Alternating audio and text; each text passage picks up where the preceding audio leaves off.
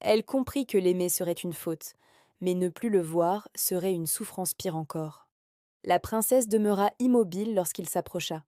La cour bruissait autour d'eux, mais elle n'entendait plus rien. Il n'y avait plus que cette distance fragile entre eux.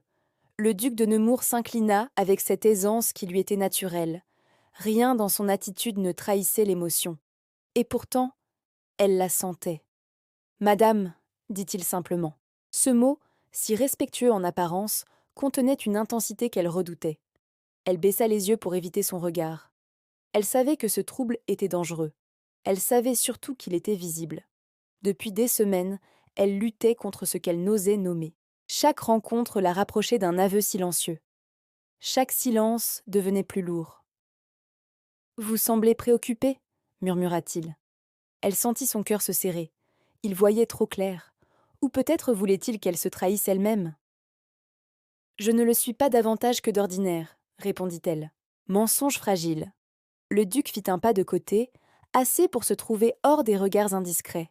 Pas un geste déplacé, juste une proximité plus dangereuse encore. Elle sentit sa respiration se troubler.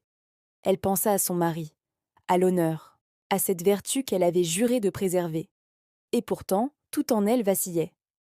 Il est des inclinations, dit-il à voix basse, que l'on ne choisit pas. Elle releva les yeux malgré elle. Leurs regards se croisèrent. Il n'y avait plus d'ambiguïté possible, plus de convenance pour masquer l'évidence. Elle sentit une chaleur lui monter au visage. Ce n'était pas la honte, c'était la vérité. Monsieur, je vous en conjure, commença-t-elle. Mais sa voix s'éteignit. Elle comprenait qu'en lui demandant de s'éloigner, elle reconnaîtrait ce qu'elle éprouvait, et qu'en restant silencieuse, elle l'avouerait tout autant. Le duc la regardait sans parler.